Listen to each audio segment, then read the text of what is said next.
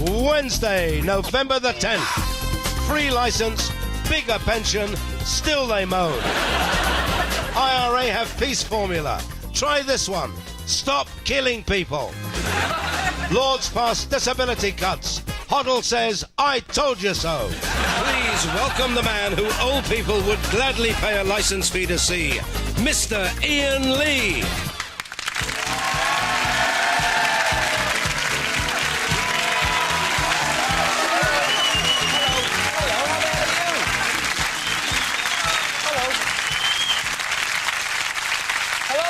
Welcome to the 11 o'clock show. Thank God for the Lords. Like Monica Lewinsky, they might be going down, but they ain't going down without a fuss. God bless them, they've had one last stab at rebellion over Labour's new welfare reform bill, which sticks the boot in the disabled. How ironic that it's people in wheelchairs who are standing up for their rights. Are disabled people the only ones prepared to fight? Will it be them that lead us to the barricades? And if they do, I hope there aren't too many stairs. It don't get much better than this, stick with me. The Lords, of course, have a vested interest. Most car parks have 2 or 3 bays dedicated to disabled parking and 300 ordinary spaces. With the House of Lords car park, it's the complete opposite. So what's the fuss all about? The government is looking for ways to cut back on payments to the disabled. They're even talking about means testing, which might sound reasonable to you, but bear in mind, if Tony Blair gets his way, the test will include an assault course. He's just not sure whether to base it on the Krypton factor or gladiators. Who knows? But please would you welcome the girl who's always in a welfare state, Daisy Donovan.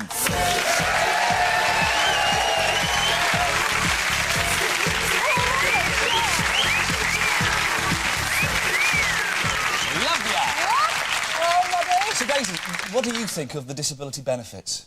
Well, actually, there are lots of benefits for being disabled. Think about it. How else are you going to get your photo taken with Esther Ranson? Unless you're a funny-shaped vegetable. Right, I'm going to stop you there. Perhaps you better tell us what's on tonight's show. Right. Booyah, Kasha. We cash in on Ali G as he meets world-renowned economist J.K. Galbraith. How much money do I need to be a millionaire? $1 million or £1 million. For real, that is a lot of money. Can I still be a millionaire if I've got, like, £17,000 or something like that? Certainly not. And we meet football commentator and all-round it's a knockout nut job, Stuart Hall.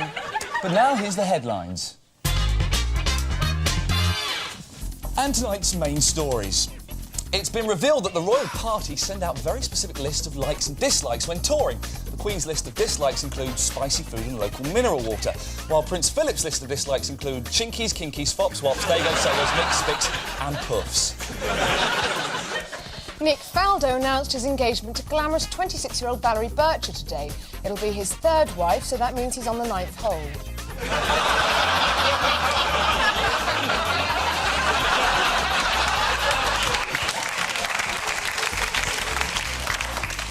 Doctors have warned that using the phone could lead to a series of strokes, particularly phoning an 0898 number. One phone user has suffered 2 strokes. He's been warned that at the 3rd stroke, it'll be 11:35 precisely. Pensions are set to rise by 75p a week. This generous extra has thrown up the age-old dilemma, tea or hookers? Well, for me, it'll buy me another cup of tea. A cup of tea? All pensioners should get it, no matter how old they are. Hookers it is, then. At the same time, cigarettes are set to rise by 20 pence a pack, but it's all right because the money is going to the NHS. It's prompted the government to reconsider their attitude to health warnings. As you can see, the new warning reads, cigarettes can kill, but they probably won't, so go on, treat yourselves. And those were today's headlines. What do you think about Gordon Brown's announcement of a free TV licence to everyone over 75, Ian? I think it's absolutely brilliant. I can think of no better reward for someone who's given years of honourable service to this country, perhaps even risked their life in a war, than by letting them end their days cold, alone, and staring at a flickering box in the corner of their empty homes. But is the future really so rosy? Here's Alan Francis with his report on all of Gordon's promises. Pensioners had a good reason to turn their volume knobs even higher today, as the Chancellor decided they no longer had to worry about a visit from the detector van. In his pre-budget budget, Gordon Brown, texture like sun, announced 2 central initiatives. free TV licences for the over 75s, and a unique initiative which will mean that money raised from taxes will be ring-fenced and then spent on the appropriate services. For example, the £300 million raised from levies on smoking will go directly to the NHS to combat heart and lung diseases. Money raised by taxes on motoring will be put into the roads and public transport. And there will be more money for wrist clinics and blind charities, as Brown announced a levy on wank mags. The Chancellor's statement was met with mixed feelings in other quarters as he continued with his swings and roundabouts approach to taxation. Despite a rise in their pensions and a free TV licence, the elderly will be hit hard by a 10% rise in the price of Werther's Originals. That was celebrated as the highly unpopular 6% annual fuel hike was scrapped. However, they were left feeling unsatisfied by the news that the government intends to tax blowjobs in lay-bys. Gordon Brown also came under fire for not simply giving the pensioners £100 instead of the licence fee. But Brown countered by saying that they'd only go and give it to a spotty teenager in a shell suit who was pretending to be the wallet inspector. So what kind of person will benefit from this pre-budget which caters for pensioners, smokers and road users? Well, if Doc Cotton ran a haulage firm, she'd be laughing all the way to the bank. This is Alan Francis for the 11 o'clock show, London.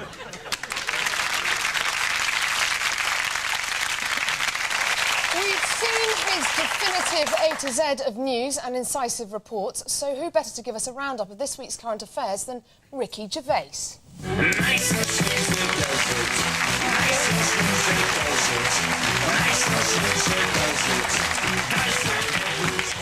Gervais? Oggy. My mate's in.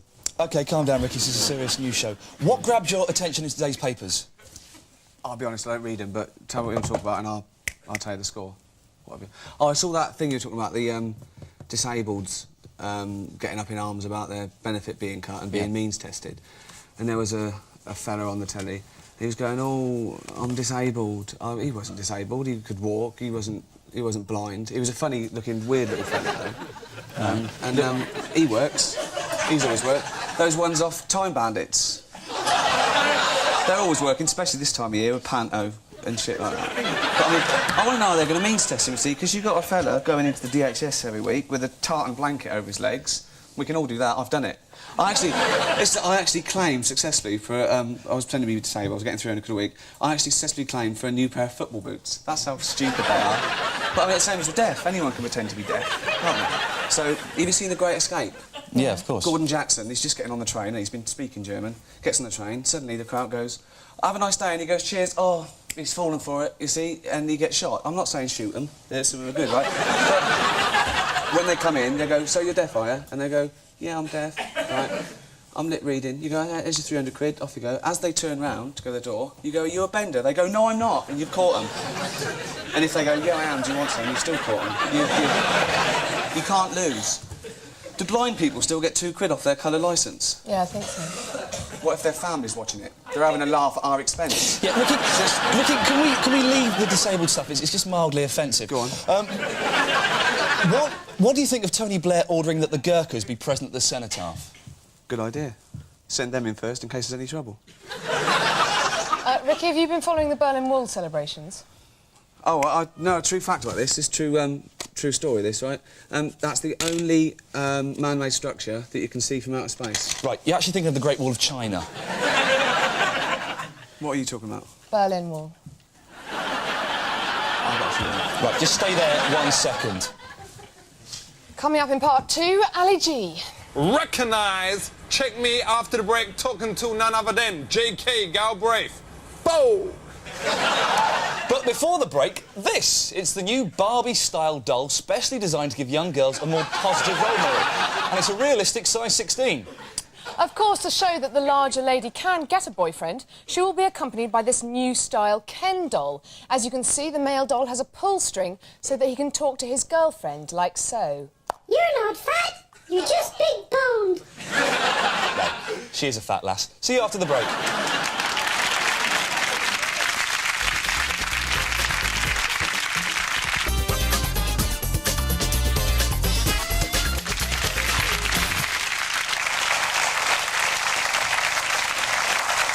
Welcome back to the 11 o'clock show. Now that I'm a really big star, I can demand anything I like for my dress room. Fantastic. I've got a Simpsons towel, a digital radio alarm clock, and I get a Ferrero Rocher every night. What about you, Daisy? What do you get? What's a dressing room?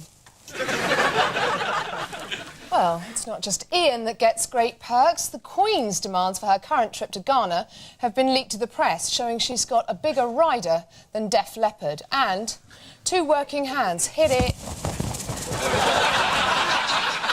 But what if the royals were to turn up at your house? How can you be sure you'd meet their high demands? Well, here's how, with our Royal Rider do's and don'ts. 1 does. Provide the royal bedroom with crisp white cotton sheets and blankets. 1 doesn't. Sling a camp bed in the spare room, chuck the Queen a Spider-Man duvet and tell her that if it makes her uncomfortable, she can turn the Diana plate round. 1 does. Greet the Queen with a slightly bowed head. 1 doesn't. Greet the Queen with, "You're a lot bigger in real life than you look on the stamps." 1 does. Make sure the Queen has English marmalade and wholemeal toast for breakfast. 1 doesn't. Ask if she wouldn't mind popping out for 10 minutes, only housing benefit are coming round and you don't want to think you're knobbing her. And finally, and most importantly, 1 does. Ensure there's no television in the bedroom. 1 doesn't. Force her to watch your favourite episode of Animal Hospital, the one where a corgi chokes on a 10p piece, with her face on it. And that was the royal do's and don'ts. This weekend sees England-Scotland's European qualifier. I'm here to look forward to the clash is Radio 5 star commentator Stuart Hall. Wow!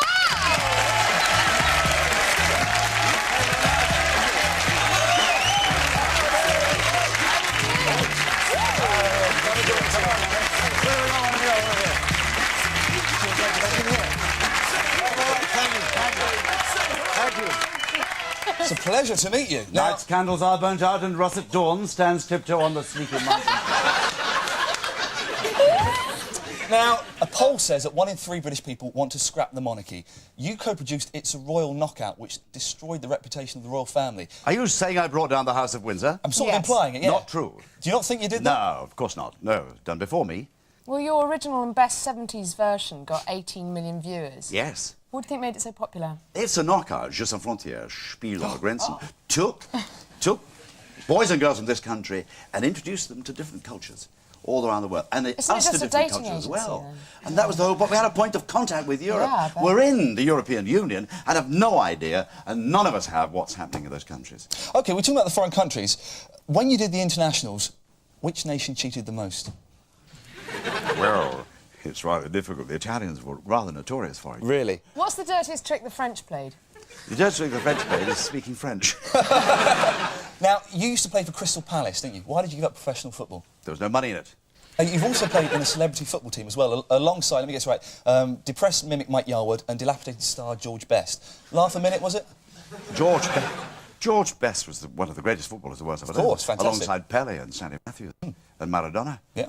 No, you can't deride George. He took to the drink. But he used to run around laughing while he was playing. I mean, but wasn't he... Why not? But What's he wrong was with that? pissed. So what? Everybody did I that. don't care. George Best pissed is a better player than most of the England team who are taking the field at Hampden Park on Saturday. Who are you going to be laughing at on Saturday? The England-Scotland game. It's going to be 0-0, boring. A battle of attrition, all midfield. No goals, no skill, no rhythm, no style. Now, Stuart, you're renowned as a football commentator. You make everything you say sound fun and exciting. Do you think you can give us a commentary of these dynamic dictators? Zdrowia! It's Boris doing his Smirnoff commercial. What do you mean? Sample the product. Break balls, drop bombs, get stinking rat ass. An inspiration for the Scots. And here's somebody feeling chilly. Yes. What's the recipe there? Deport half the country, tax the rest, live on the fruit just like Gordon Brown. And finally, Il Papa. The Vatican is worth billions and billions, but will you buy a second-hand Bible from that man? Ladies and gentlemen, Stuart Hall! I'm not good! I'm safe! I'm not good!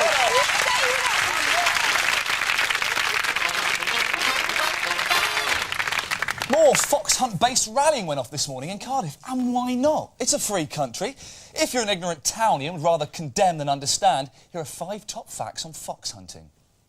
1. Hunting is the single most humane method of controlling the fox population that thick, rich people have ever devised. 2. Hunting is an ancient countryside tradition, like drowning witches, chasing cheese down hills, and having 6 fingers.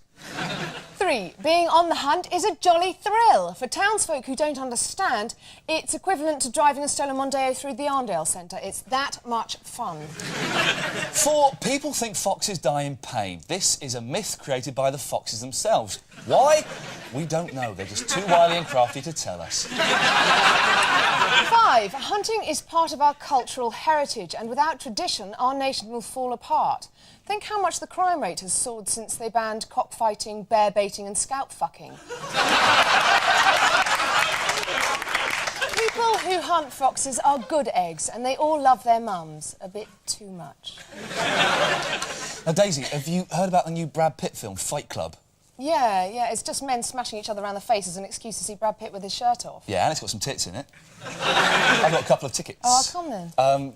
Sorry, just so I can go and see it twice. But do men need Fight Club to tell us what it means to be a man? I hit the streets to find out.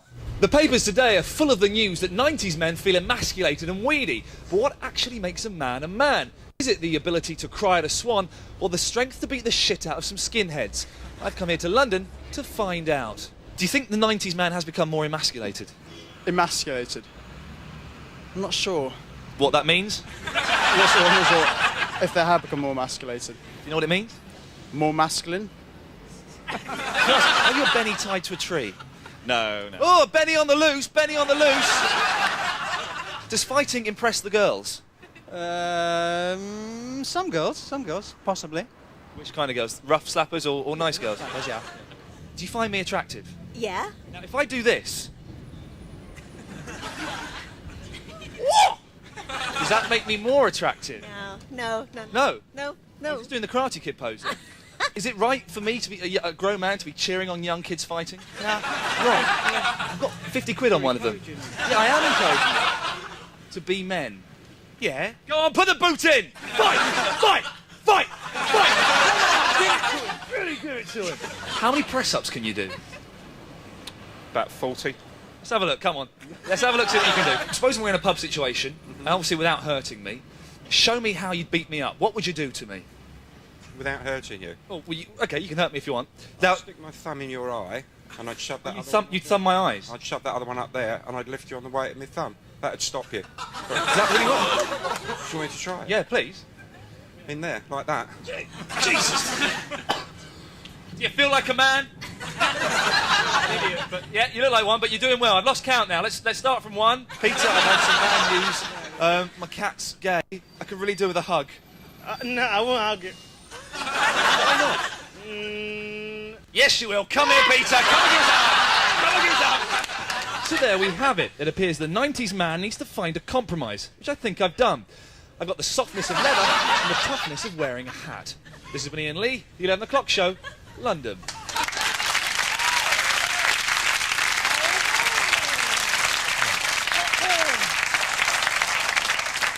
Now time for more news just in. Yesterday was National Curry Day. Today is I wouldn't go in there for a couple of minutes day. The Curry King of Newcastle is hoping to be in the record books after making a 3-foot chapati. Prince Charles, on the other hand, has a 4-foot naan.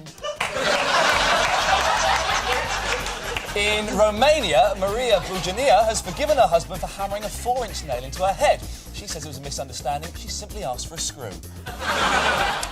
Ava Morris, Britain's oldest person, has celebrated her 114th birthday this week. Sadly, she's in hospital recovering after fellow residents at her Staffordshire nursing home gave her the bumps. And that was more news just in.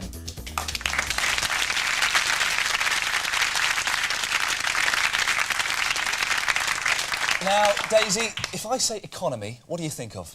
I think of Gordon Brown, the Financial Times, Nanette Newman. Well, in learned circles, the first name everyone thinks of is the world's greatest living economist, J.K. Galbraith. And who better to meet him than the world's most unlearned man, Ali G. You don't stop. It goes out to the crew up top. That's it. Hear me now. I is here with none other than Professor J.K. Galbraith, MB, the most renowned economist in the world. What is supply and demand? Is it like with me Julie? I supply it and she demand it. Supply and demand is an old economic expression. Is it like in my school, everyone was well into Tashhid Vegi because she was all well fit and had nice skin and whatever, and you had to spend 75p even for a touch outside the clothes. And Zoe Lewis, who was a bit dodgy, looked a bit rough, she was 25p for fingers and thumbs. So what notes do you have here? Dollars, $5, $10. Would it not be more convenient if instead of having like just a $10 bill and a $20 bill, you had like a $5.19 bill, or like a $12.48 bill, or like a $48.05 bill, or like a $78.03 bill, or like a $267.54 bill, or like a $380.09 bill. Then you could pay for everything with one note, innit? I have no hesitation in saying that that would be so complicated that only you and a few other people would understand it. How much money do I need to be a millionaire? $1 million or £1 million. For real, that is a lot of money. Can I still be a millionaire if I've got like £17,000 or something like that? Certainly not. Ain't that racialist? This is a simple arithmetic matter. A millionaire is somebody with $1 million. How could I be a millionaire? You would have to have a very shrewd knowledge of the working of the economy. I've got an idea and I want to run it by you, Professor Galbraith. What is everyone in the world got? Feet, right? And what do they want their feet to become? Comfy. How do they make their feet comfy? One word. Shoes. Slippers.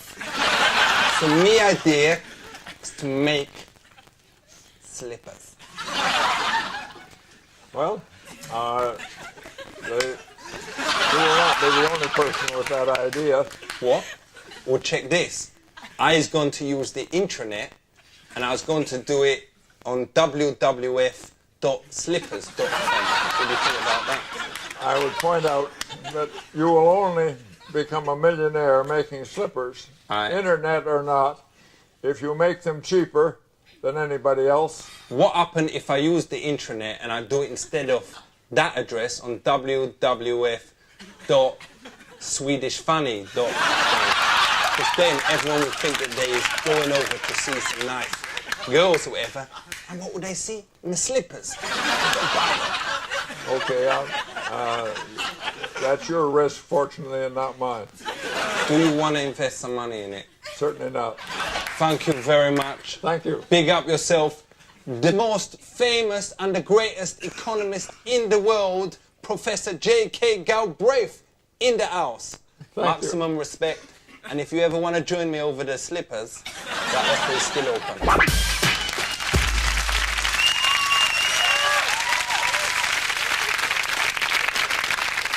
Tomorrow night, our special guest will be world champion women's boxer Jane Couch. But just before we go, Britain's largest ever find of Roman coins has been unearthed. They were discovered down the back of Britain's largest Roman sofa. Good night. Good night.